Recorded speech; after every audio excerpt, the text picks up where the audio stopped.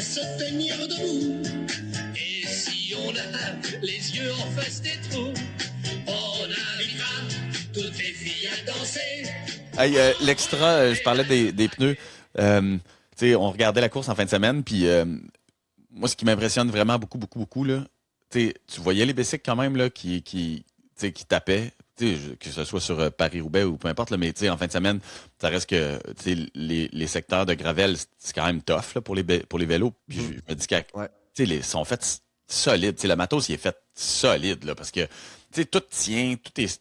Puis les pneus, c'est ça que je me disais. Je regardais les pneus, je me disais, hey, tu sais, faut que faut que ta technique, en tout cas, faut que ton matériel soit tellement tight parce que, tu sais, il n'y a pas de place à l'erreur là-dessus. Il y a eu très peu de crevaisons. En tout cas, j'en ai pas vu tant, là.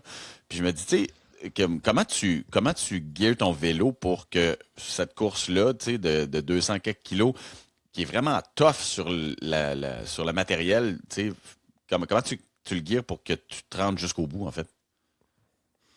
Ben, tu sais, c'est comme des Formule 1, là. Tout est mis à la pointe. Aujourd'hui, je pense que le tubeless fait une grosse différence. C'est moi, mon premier Stradé, c'était, je pense que c'est sur des tubulars en 25. Ah ouais? Puis c'est parce que c'est ça qu'on avait. Mais oui, il y avait beaucoup plus de crevaisons. Fallait que tu gonfles plus dur. Donc, tu avais moins de stabilité. Après ça, on est arrivé sur du 28. Après ça, les tubeless sont arrivés. Puis il y a eu du 30. Puis là, maintenant, je pense que la majorité était tous sur du 30. C'est 30-32. Mais c'est encore des boyaux pas mal? Ah, pas en tout, je pense. Non? Maintenant, on voit même ce qui est plus rapide, je pense, sur les contre-la-montre ou certaines courses, c'est les liners à l'intérieur en rose. Là, je sais même pas c'est quelle marque, là, mais c'est vraiment un pneu avec un tubular ultra léger, que c'est ça qui est le plus rapide. Ah, fait que t'as un petit pneu qui est plus fin, qui est plus mince avec un tube, une chambre à air à l'intérieur ultra légère. C'est ce combo-là le plus rapide, mais il y a plus de risque de crevaison. Mais sinon, maintenant, tout le monde est sur du tubular, là, parce qu'en plus, une course comme ça, tu peux mettre du liquide avec le scellant à l'intérieur. Ça prévient justement ces petits micro-perçages-là. Là. Parce que...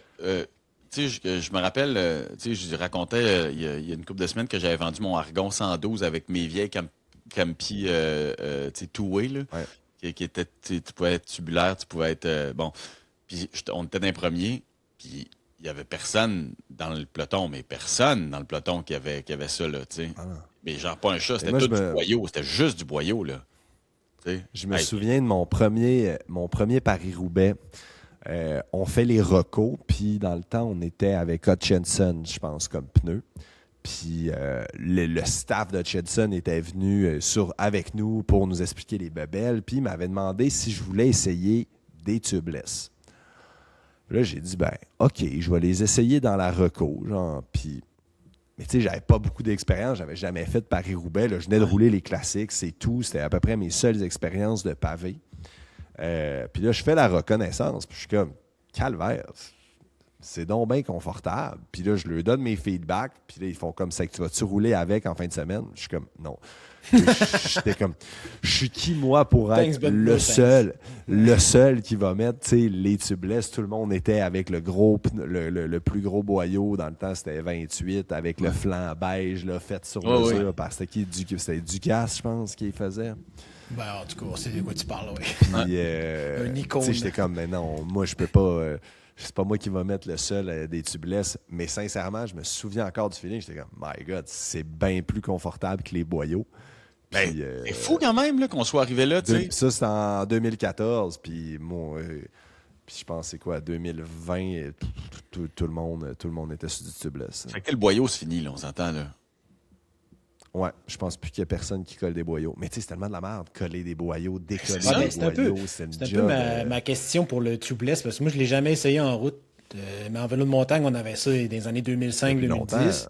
Puis tu sais, au début, c'était un peu... c'est arrivé, puis c'est reparti, puis... C'était très confortable, comme tu dis, mais en montagne, il y a plus de virages, puis le grip, c'était de la merde, ça chauffait comme un tracteur. C'est ça là, qui était la conclusion. Ça s'est amélioré, c'est revenu. Mais en route, là, c'est-tu dur à installer, comparé à un boyau versus un pneu? Pour ceux comme moi. Un boyau, c'est quand même pas évident quand tu mets le processus de comme, OK, coller ta jante, coller ton boyau, laisser cette. Moi, j'ai jamais. Ouais. Mais si on le compare, mettons, à une chambre à air, mettons, chambre à air, on est tous habitués, on est tous bons. C'est quand même un peu plus dur. C'est quand même un peu plus stiff. Ça dépend, mais bizarrement, il y a des marques que c'est comme, clouc, ils se mettent, puis merci, bonsoir, tu mets ton liquide, tu refermes le pneu facile. Puis il y en a, je te dis, on était sur Continental chez FDJ, puis quand j'avais le malheur de faire une crevaison chez nous, là, ça m'est arrivé souvent de voir aller au bike shop parce que le pneu à moitié rentré, quasiment fini, je le laissais s'étirer toute la nuit, je réessayais le lendemain. Le nombre de cuillères que j'ai pété, j'ai déjà failli varger, lancer au bout de mes bras, à m'arracher les doigts. Là. Il y a des marques de pneus. C'est le job d'être cycliste, fait que si t'es pas capable, toi, de le mettre, je veux dire, c'est ça, là, ça devient comme compliqué. Là, mais c'est effectivement. Mais cela dit, écoute, là, je vais toucher du bois. Là. Ça fait longtemps, c'est sûr que j'ai pas roulé beaucoup là, dans les dernières années, là, mais je ne me souviens pas de mon dernier flat. Fait que, ouais. Là, je touche du bois. J'ai trouvé en fin de semaine qu'il n'avait pas non plus beaucoup. Non, mais c'était mon. Il y en a de moins. C'est ça que vous avez dit quand j'étais mon intro, parce que j'étais comme, c'est dingue, parce que, tu sais, je regardais la route, je regardais les bicycles comme réagir, j'étais là, tabarnak, c'est tough pour les bicycles, tu sais, puis pas de flat. Ils ont le tour, hein. Tu sais, comme, la combinaison gagnante. C'est vraiment hot. Le confort, surtout, là. Fait que là, ça a tout roulé avec du 32 en fin de semaine. Voilà. Ouais. En bas de 30, c'est mort, ça. Ouais, c'est ça. Puis, en bas de 30, c'est mort. On est rendu dans une autre zone. OK, dernière question, Julien Meloche. On emballe ça. Pouvez-vous expliquer les principaux atouts d'un bon rider technique? J'ai l'impression que ça prend juste des watts à pousser. Puis c'est vrai que c'est ça qu'on a l'impression, là, quand même. Là. Je veux dire, c'est ça le basic, là. Je veux dire, si tu pousses des watts, tu vas gagner. T'sais? Donc, oui. Mais c'était vraiment.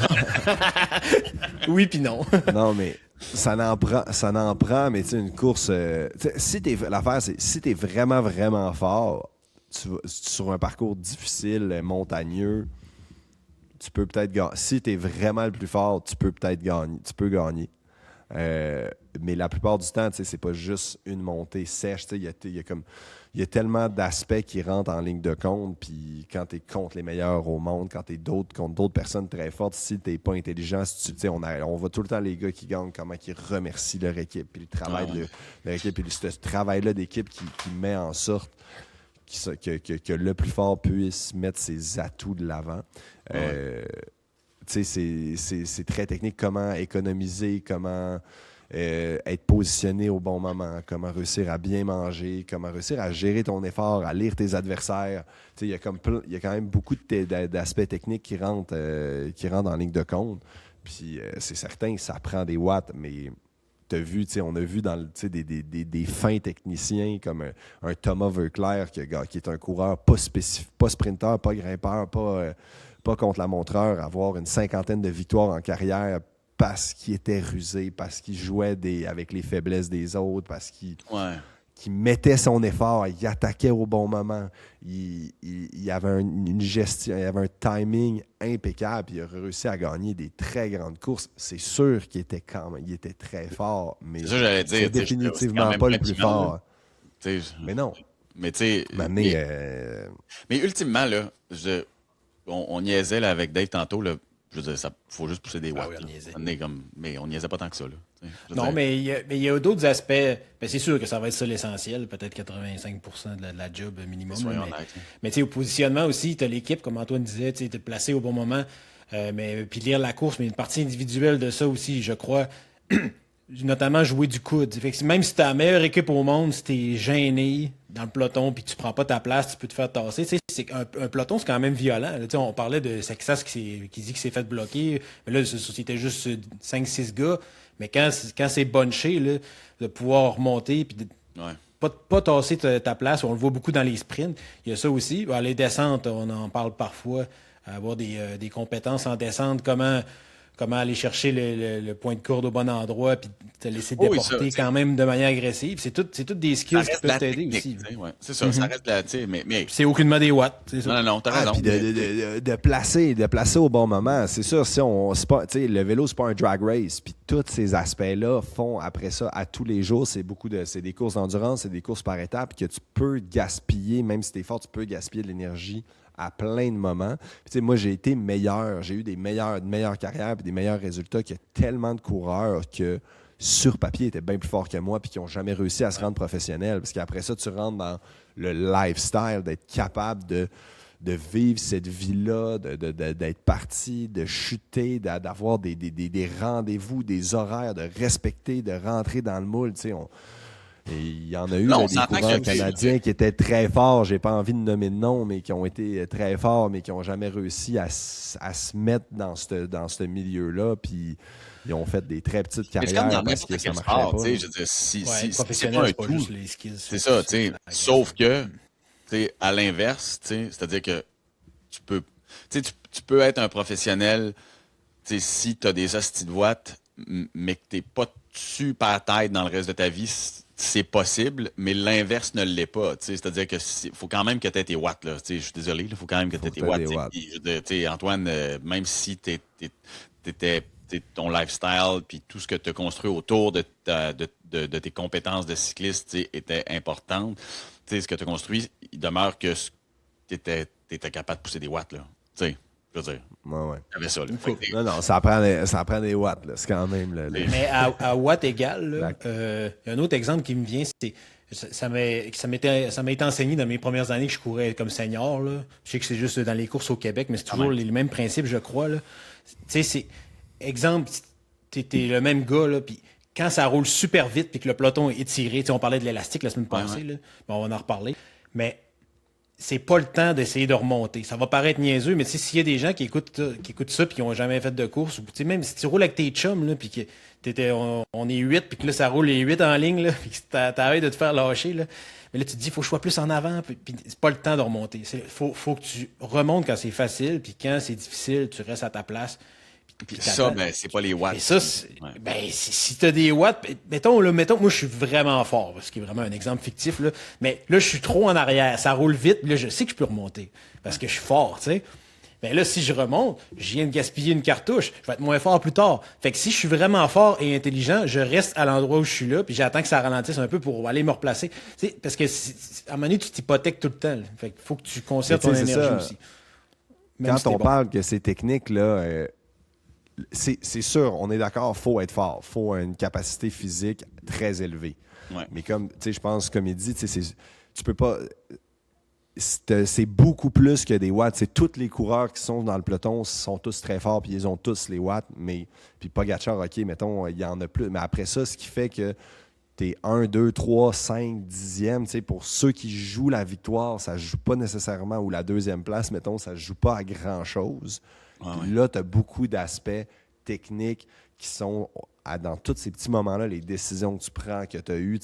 Justement, Van Aert, il l'a dit en entrevue, il a dit aujourd'hui, il dit sérieusement, j'ai fait une course parfaite, j'ai pas fait d'erreur. Il dit, je suis à la place que je pouvais être aujourd'hui. Il a fini, je sais pas, 10e à peu près.